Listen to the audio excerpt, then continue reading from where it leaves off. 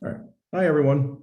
As Ray said, my name is Chris Knight. I'm one of the team leads here at ALCF for the Catalyst team that provides both technical and science support to projects.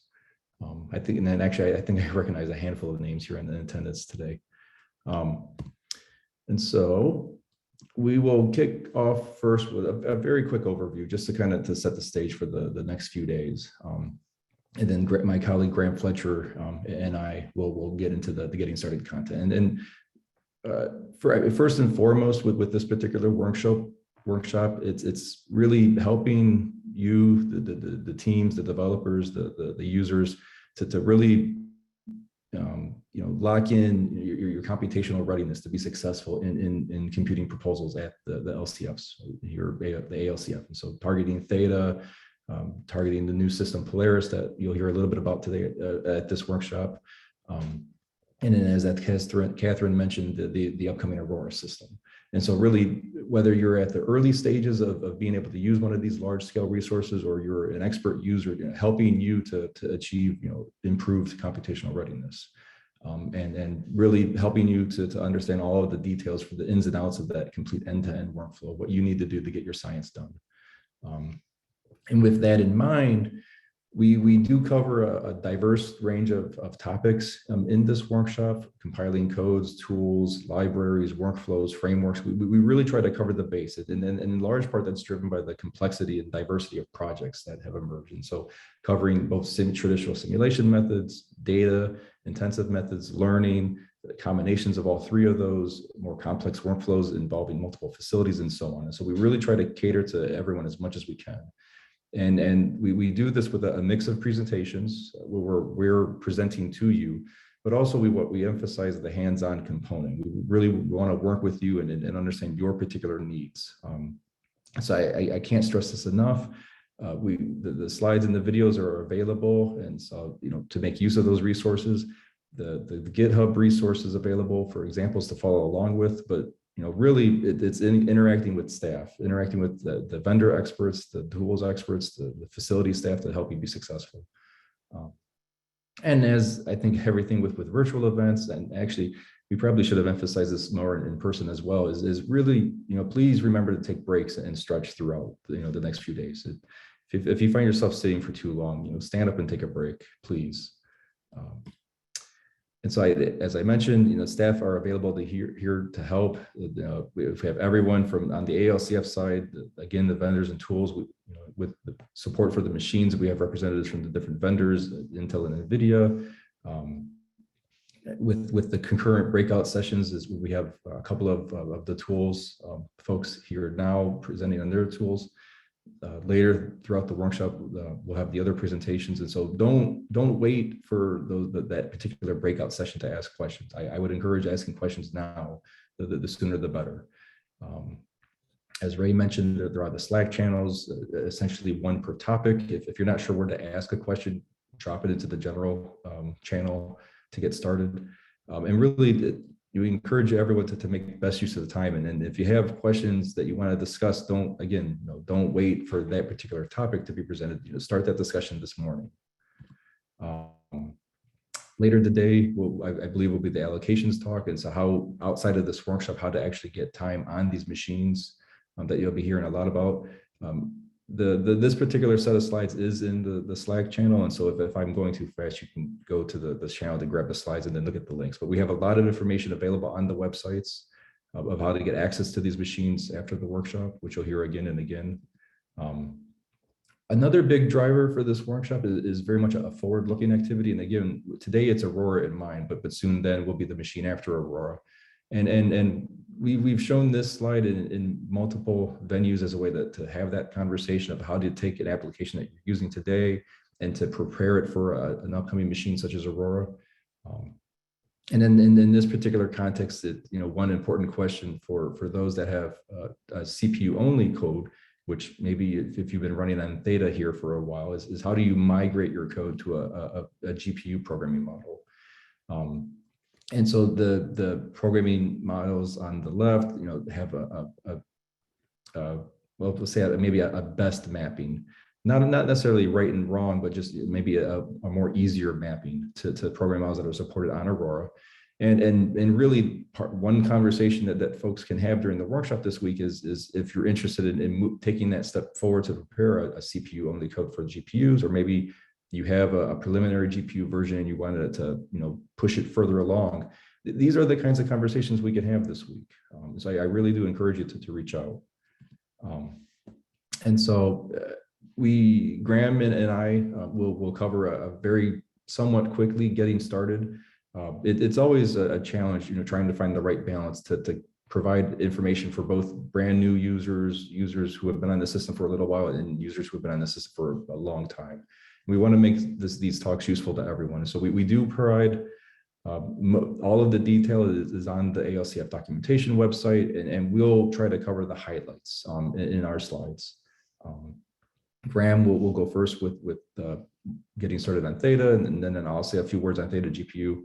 And then really throughout our talks, and then at the end of the hour, we'll, hands-on, everyone should be trying to log into the system now, compiling code, submitting jobs. We'll have links in our slides to the computational performance workshop repo and other examples.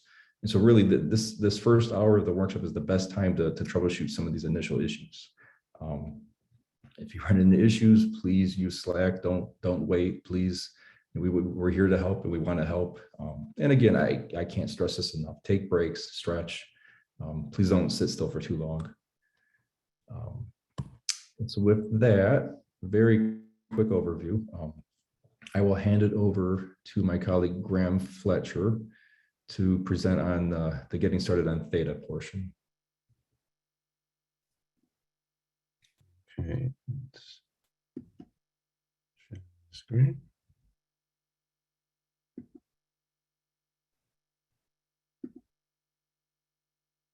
Right, can everyone see that?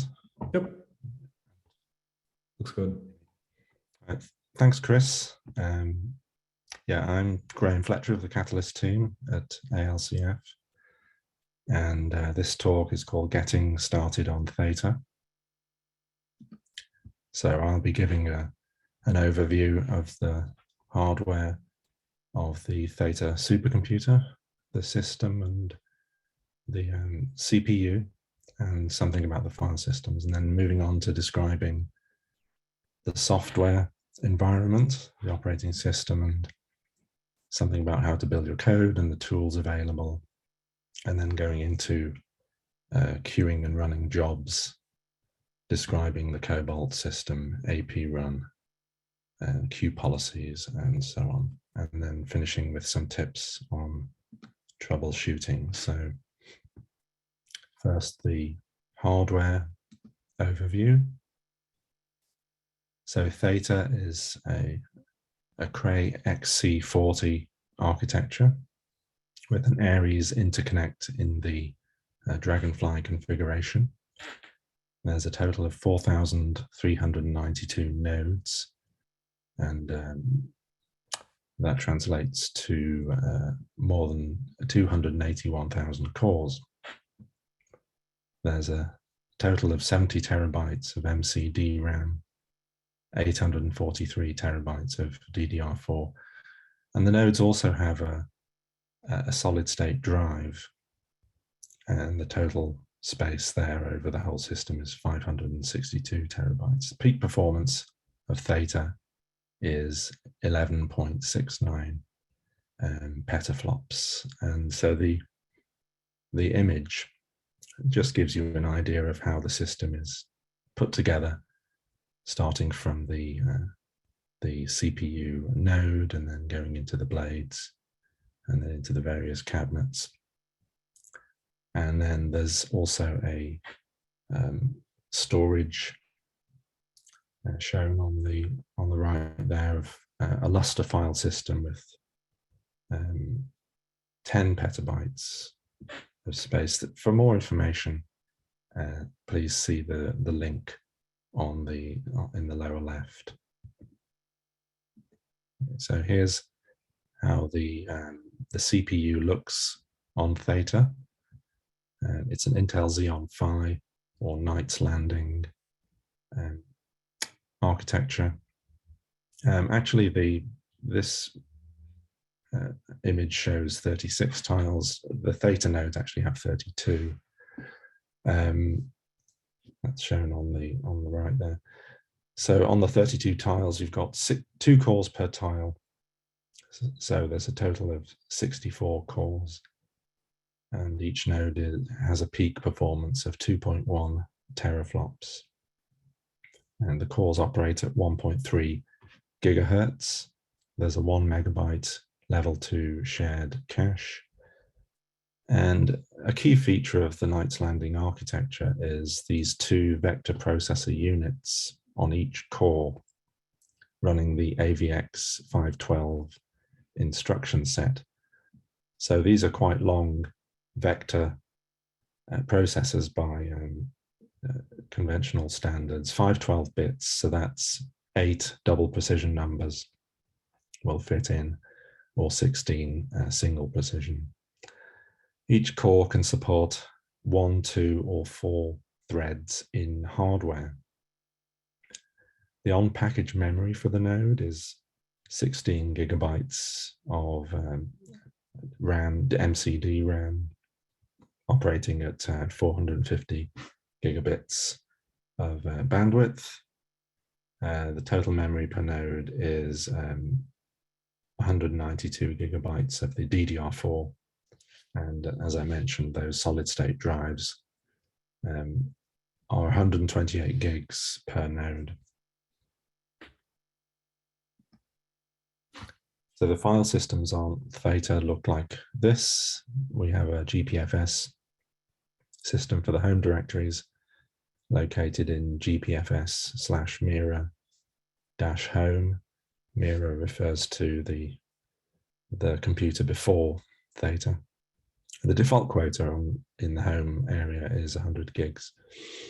And then we have the Lustre file systems for the project directories in the FS0 space, Theta FS0 there. We also have the newer Eagle and Grand file systems. Eagle, you'll see, is at /lus/eagle/projects, and similarly for Grand.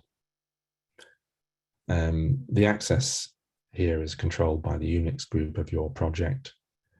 The directories have a default quota of 1 terabyte. They are not backed up.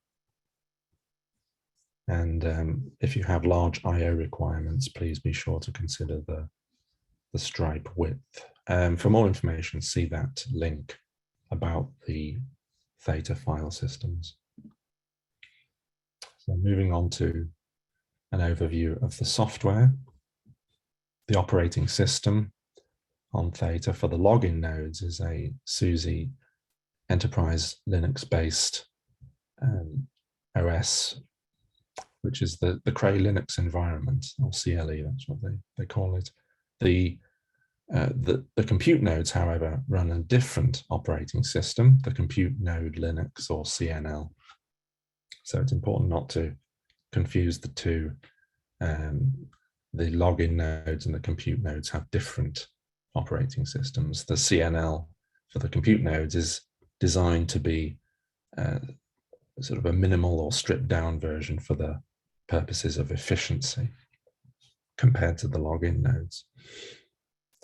So the Cray programming environment looks like this, just briefly, supporting Fortran, C, C++, and Python as languages. And the programming models include distributed memory kinds such as MPI, shared memory such as OpenMP and OpenACC.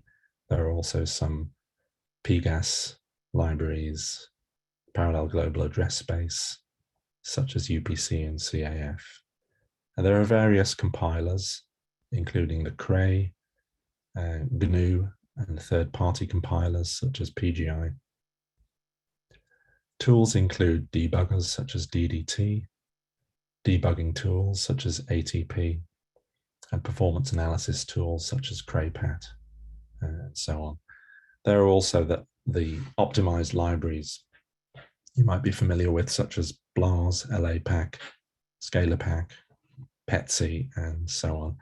For more details, see the link at the bottom. The various breakout rooms will describe more about those tools. This is just a note about logging into Theta. Many of you might have already done, but just to recap and make sure you SSH with your username at theta.alcf.anl.gov. And when you press return, enter the 4-digit PIN assigned to your access, and then press the button on the crypto card and press the sequence that appears in the little window. And remember that it's uppercase. All the letters are uppercase. Okay, so here's a note on how to build your code. I mentioned compilers earlier, where we have Intel, Cray, and GNU, etc. Now, it's important here to use the wrappers, and that would be indicated by CC or uppercase CC or FTN. And these will pull in the various libraries that you need. So in other words, do not use the perhaps more familiar names such as MPICC, and as they will generate code for the compute nodes. They don't generate, they will only work on the login nodes, which we don't want production runs on. So that would be things like MPI F90 and MPICC and so on. But please use the compiler wrappers. To select the compiler brand that you want, then please use the module commands, module swap, unload, load, and so on. So the default here is the Intel set, indicated by PRG env-Intel. That'll be the default module for the compilers. But you can also have Cray indicated that way, PRG env-Cray, so you could do a module swap to the Cray compilers if you wish, and likewise for the GNU compilers. For more information, see the link at the bottom. So this is an overview of the tools: performance, profiling, and debugging, and where you will find them. So the non-system libraries and tools you will find in /soft. Debuggers such as DDT will then be in /soft/debuggers. For more information, see that link. The performance tools I mentioned, including Tau, and Samir is giving a talk on that in the other breakout room right now. You'll find those in soft perf tools. See the link again for more information. The installed compilers are in soft compilers. Applications are in soft/applications. And various libraries are in soft/libraries. Right, moving on to queuing and running jobs on Theta. So on Theta, the job scheduler is called Cobalt, and executables are invoked using a script. So a typical Cobalt command or qsubbing command will look like this: qsub dash uppercase A. So the various options are there. Uppercase A is the project name. Dash Q is followed by the queue name. Dash T, the amount of time you need. A little more about that in a moment. Dash lowercase n for the number of nodes, and then the name of your script. Please make sure that the script is executable. So if you omit the dash Q command, then you will get the default queue, which is called default. For more information, see that link. So within your job script or run script, your executables are launched using AP run or app run as follows. So first of all, AP run runs on the compute nodes, not on the login nodes. And the layout of the command is like that, with options, the executable, and then various arguments. The options include dash lowercase n for the total number of MPI ranks, dash uppercase n for the number of MPI ranks per node,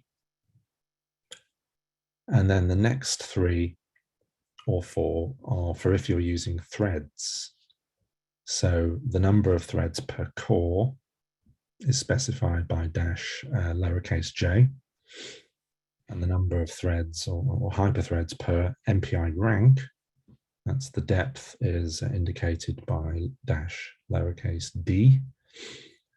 The affinity or the rank and thread placement is controlled by the dash cc space depth argument.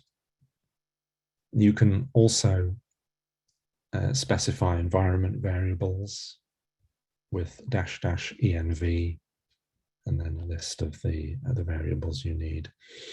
For more information, see that link. So here's an example of all that inside the script.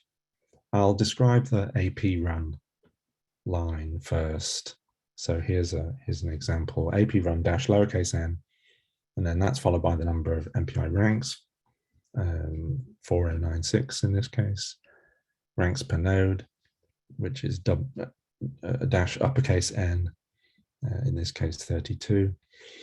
And then the next 3 are those thread specific arguments that I described, dash d, 4, dash j2, and then the cc depth part. And then followed by an environment variable. So in this case, we need OMP num threads equals 4, and then the binary, myxc, which will have OpenMP in it in this example. So here there are 4 threads per MPI rank. That's lining up the OMP num threads equals 4 with the dash D4. And then the dash J2 will be running 2 of those threads on each core. So there's a 32 MPI ranks on each node. So it's, you have each rank is kind of controlling 2 cores, if you like. Now, above that, you've got a command in the hash Cobalt syntax. And this is just showing that you can put some of those Q sub arguments I had on the previous slide in the script, right? So in this example, we have dash uppercase A for the project name, dash T for the number, for the time, in this case, 60 minutes. So if you just put an integer after the dash T, you get the number of minutes, but you can use the hours colon minutes kind of syntax as well to specify the time. And the dash n, the dash lowercase n here is 128 nodes, not to be confused with the other lowercase n for the AP run command. So if you have that hash Cobalt line in the script, then you can just type Q sub the script as shown there lower down, and that will bring in all those arguments inside the script.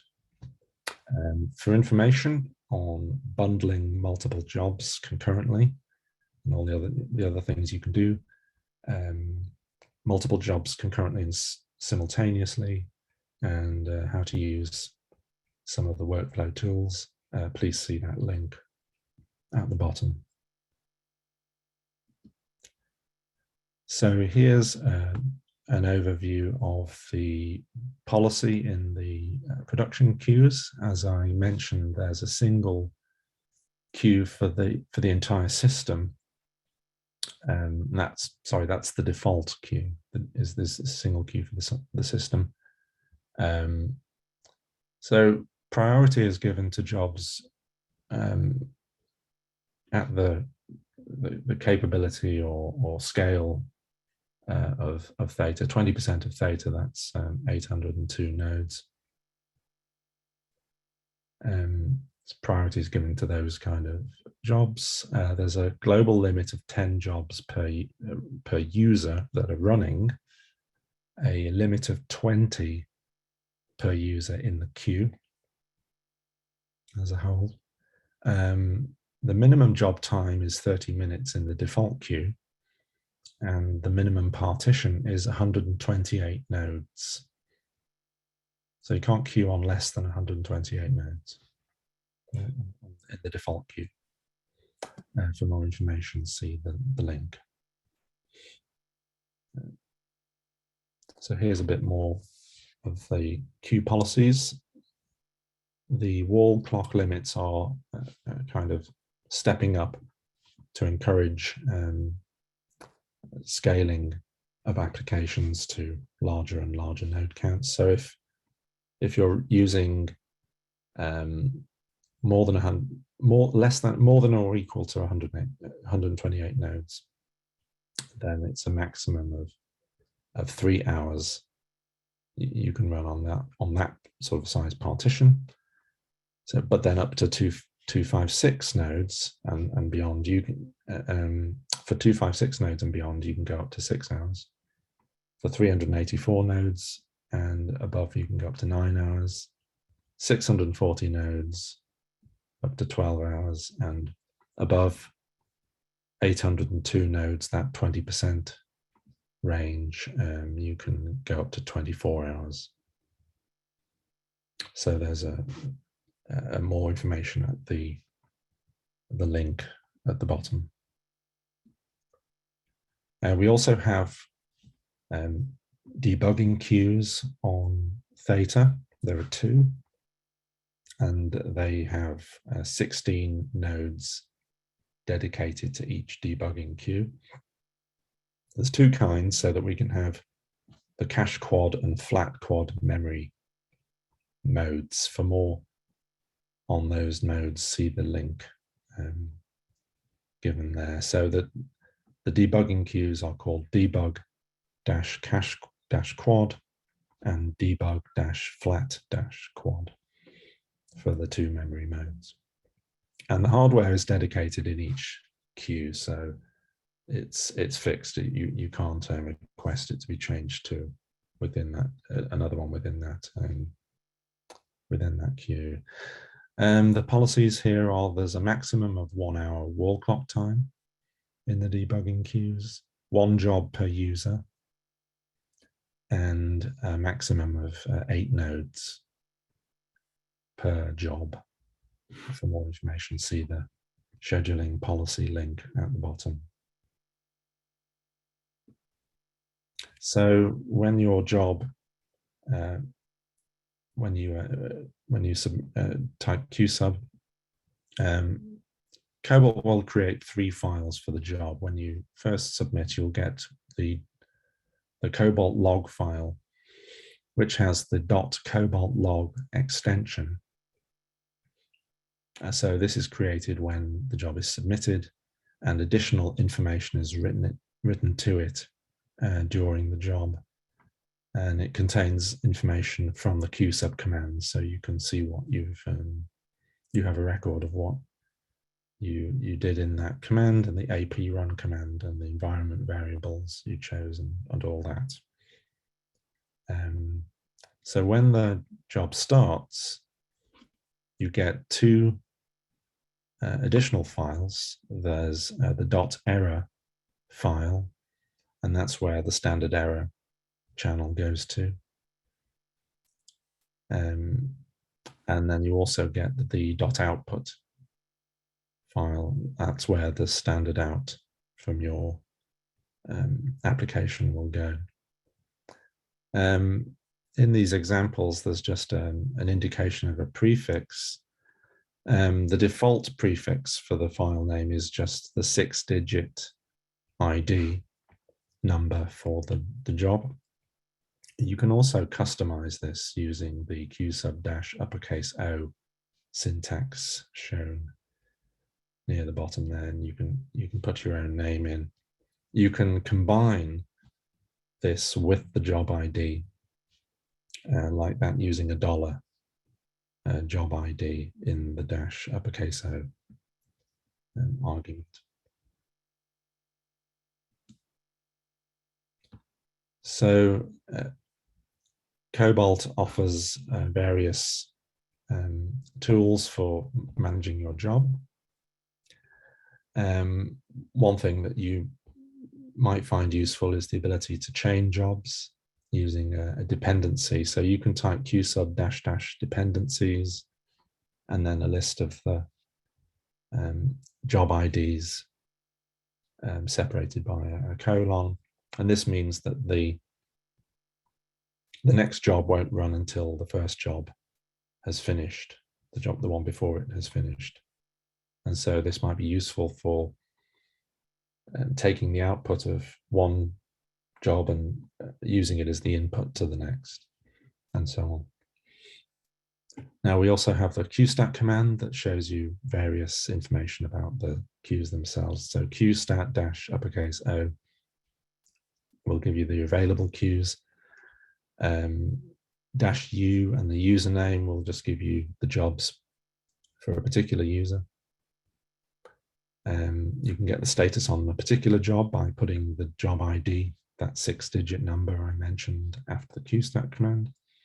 You can get a more detailed output with the -FL before it. So that would be qstat-FL and then your job ID for more information on your job. Please see the man page for more options to qstat. You can also check the available nodes using the node list command, and it may be useful to check for any reservations currently in the system. And you can do that using show res. On the right here is an image of a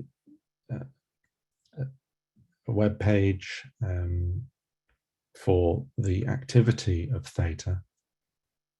And you can see that it gives you a kind of graphical representation of how all the jobs are running on Theta with a different color for each job and so on. You can also check which jobs are queued currently and how near they are to the top of the queues, things like that. And that's very useful for checking up on the progress of your jobs.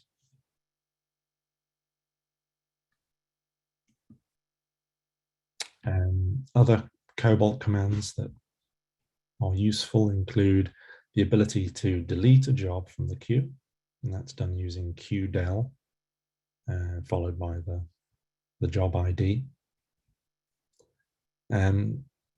Most of the qsub options can be altered using qalter, specifying the job ID and then which options you wish to change. You can't, however, move the queue, change the queue for the job this way. That's done with the qmove command. So do qmove the destination queue and then your job ID. You can also place a job on hold using qhold and release it using qrls.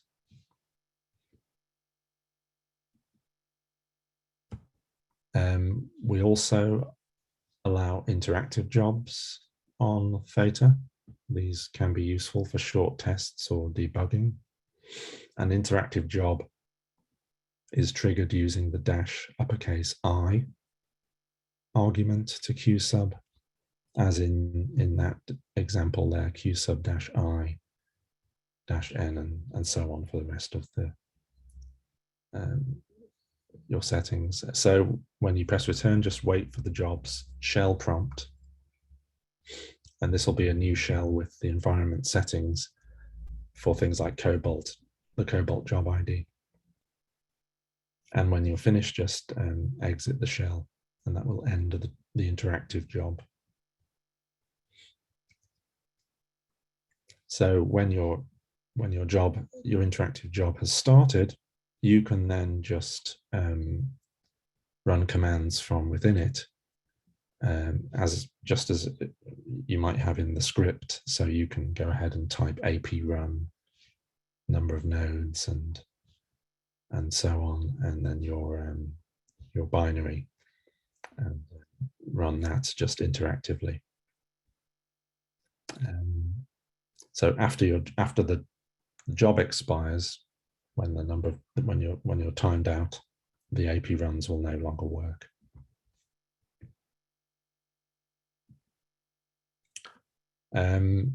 You can also request reservations on Theta.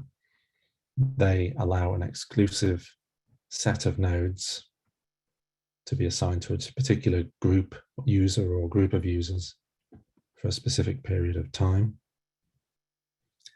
And that prevents other users' jobs from running on those nodes. This can be useful for meeting hard deadlines, for performance measurements, and so on. They are often used for system maintenance and debugging. So if you query the reservations using showres, then if you see uppercase r.pm, that's the regular preventative maintenance reservation, which is on every other Monday. There may be reservations for fixing things such as the r.hw or r.sw for hardware and software issues respectively. So that's what they'll look like in showres. While these kind of reservations are going on, the system will appear idle. So to request a reservation, just email support at alcf.anl.gov. See the link about reservations for more information.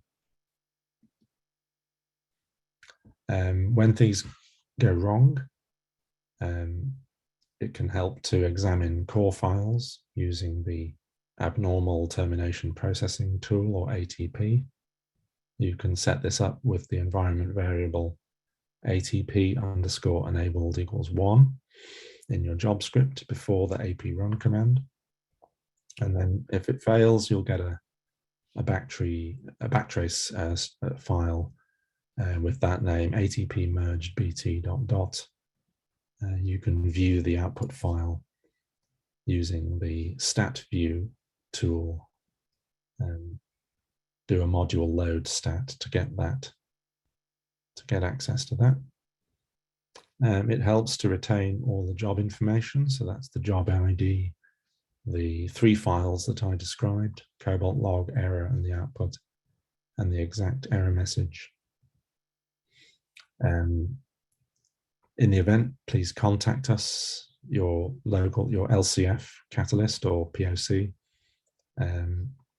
You can email support, as I mentioned before, support@alcf.anl.gov. You can also call the LCF help desk Monday to Friday, 9 a.m. to 5 Central. And the phone number is 630-252-3111, or the toll-free number, which is 866-508-9181. And thanks for listening, and happy computing. I'll pass it back to Chris now. All right, thanks, Graham. We'll go to stay on time. I'll go ahead and do the Theta GPU getting started portion. But if there are any questions, please make use of the Slack channel. And the slides that Graham just presented will be in the Slack channel soon. And so I will continue the discussion talking about the Theta GPU resource. This is a GPU extension of the Theta machine. And so this will be a very quick overview of details that are unique to the GPU partition. I won't cover a lot of the common ground that Graham already covered. And so in this slide deck, there's a few slides covering the basics with lots of pointers to the website documentation. And then at the very end, if folks are new to the ALCF, there's a handful of hands-on examples that folks are free to work through. And I'll get to that near the end. And so very quickly, as I mentioned, Theta GPU is an extension of the Theta system. This is something that was acquired during the initial coronavirus period through the CARES Act. And so it was the primary focus initially was very much in helping with coronavirus research, but since then we've made it open for general use. At a very high level, this is a system comprised of 24 nodes of DGX A100 partitions, and so each of these boxes has 8 Nvidia A100 GPUs. A total of 320 gigabytes of high bandwidth memory across the GPUs.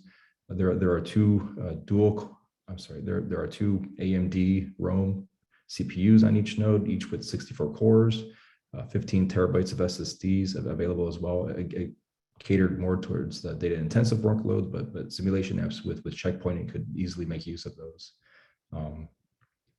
Two out of the 24 nodes, they were upgraded. The memory was upgraded recently, and so you'll see in a few slides that there's a big mem queue that's available. And so these two nodes have 2 terabytes of memory on the CPU side, and a total of 640 gigabytes of high bandwidth memory on the GPU side. And all of these 24 nodes are connected in a fat tree topology.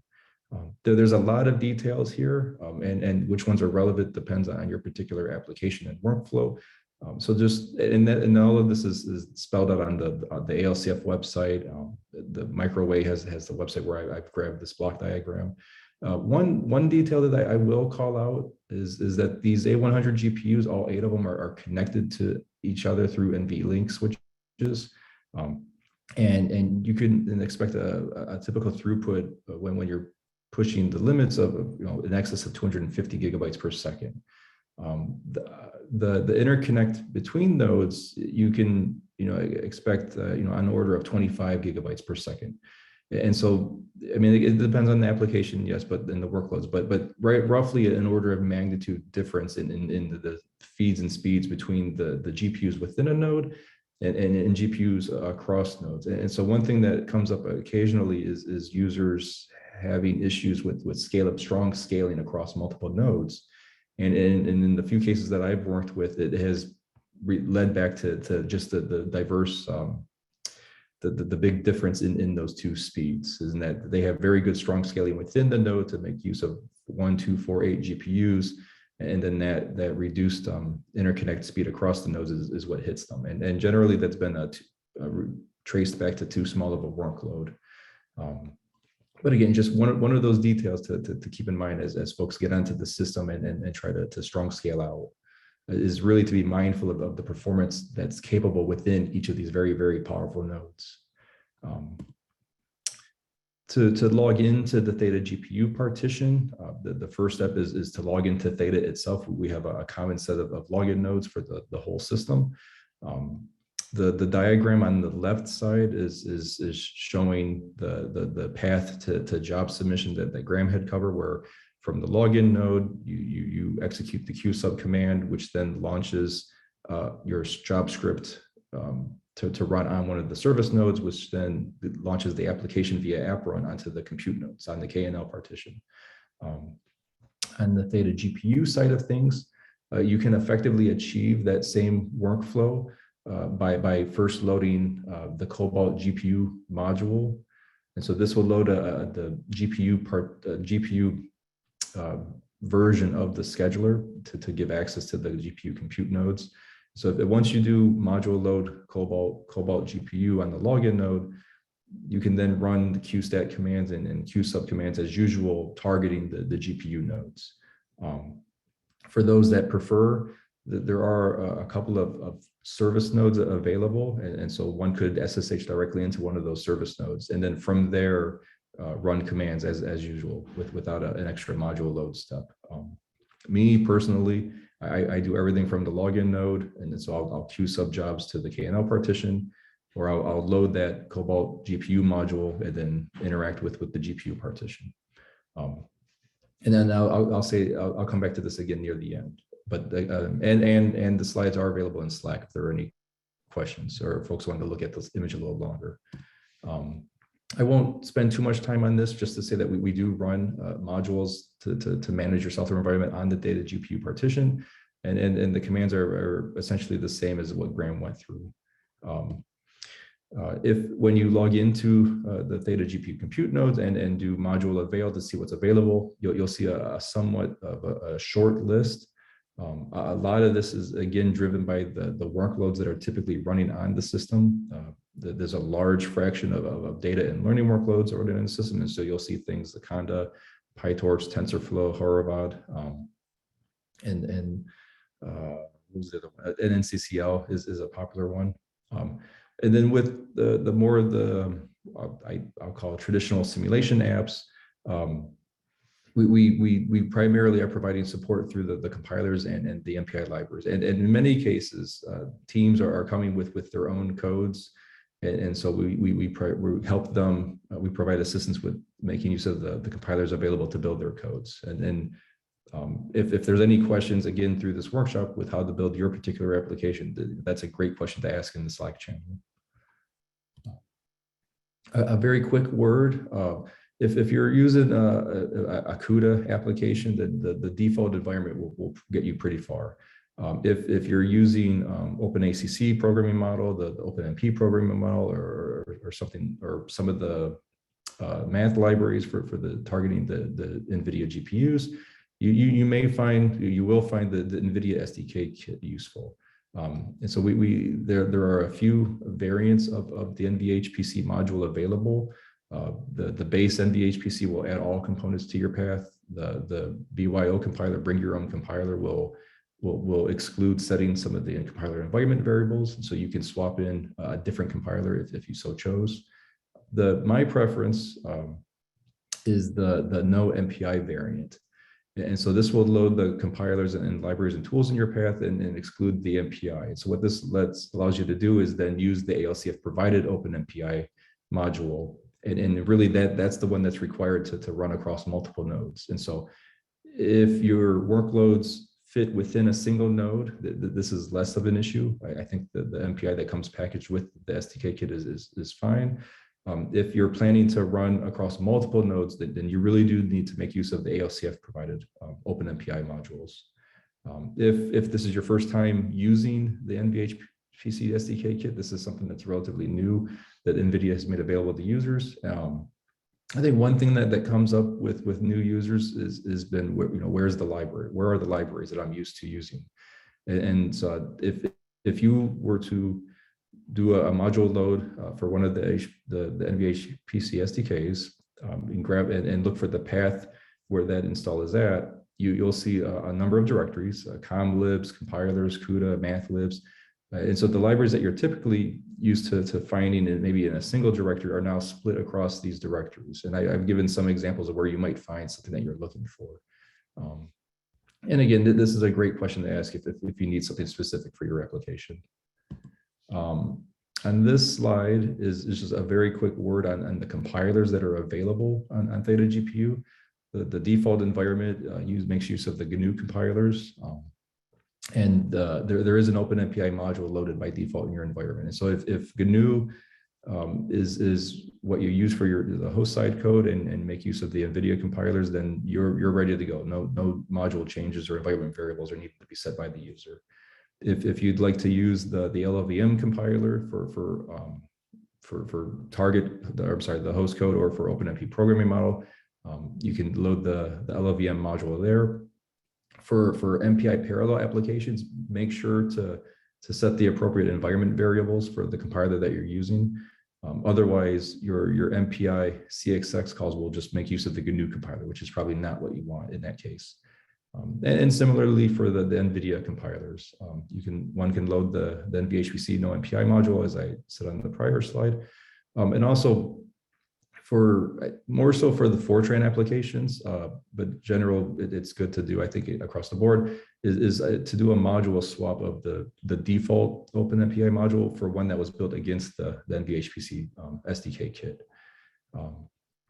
And then it's for the LLVM and the NVIDIA compilers where these environment variables need to be set to make sure your MPI wrapper is using the compiler that you'd like to use.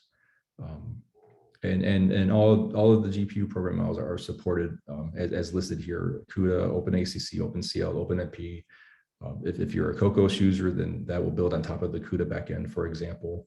And so more information specifically for the NVIDIA SDK kit is available by the NVIDIA. A lot of rich documentation there, in addition to what we have on our website. On the data science side of things, and very much this was the focus when the machine first was brought up in ALCF, that there's a lot of documentation on data and learning side from how to build Python packages using containers, for talking through experiences of doing training with data parallelism, many examples with PyTorch and TensorFlow and so on. And so there will be multiple sessions at this workshop with examples in the CompPerf workshop repo, but there's also additional examples and documentation from prior events. And so recently in October, we had the simulation data and learning workshop.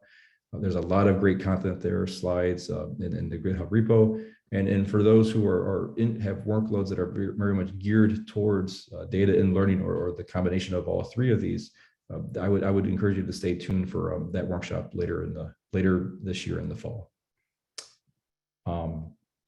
Graham had covered some Q sub attributes. A few that are useful on the GPU side of things the first one is MIG mode equal to true. And so this is so folks who have run on NVIDIA GPUs in recent past may have used the MPS mode to run multiple processes concurrently on a GPU, and that was at a high level a software solution. And so MIG mode is more of a hardware solution to where you can partition the GPU into multiple devices and run processes within each of those pretty rigidly. So that's something that can be set at job submission time if that's of interest to you. If you're doing work on the GPU nodes, maybe where you need to pull in a database from the outside world or to otherwise interact with outside of the ALCF system, you'd want to make sure to set the pubnet attribute. One thing that is becoming more important is to set the file system. If the work that you're doing only needs data within a single file system, as opposed to globally across all of the file systems we have here at ALCF mounted to the systems, then it can be very much beneficial to be sure to set this file systems attribute on your jobs. It's not required to set, but by setting that and only requesting what you need for that particular job, it'll increase your chances of that job running if, unfortunately, we have a file system outage. And so if your work is based out of the Eagle file system, for example, and I hope we don't, but if we have an issue on the grand file system that needs to come down for a short time, then your job will be unimpacted by that downtime. Whereas opposed, if your job was run out of the grand file system, then by having that attribute set, your job will be placed on hold. And so you'll keep your place in the queue, which can be very important as well.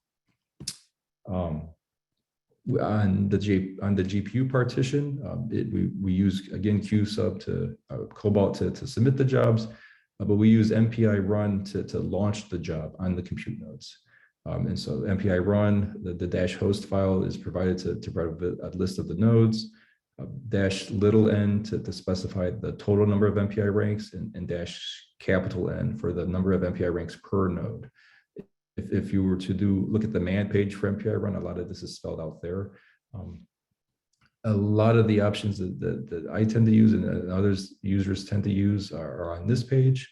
For those that are using OpenMP, for example, you very likely would want to set OMP num threads, and you can use the -X to set the environment variable that you'd like to pass to the execution.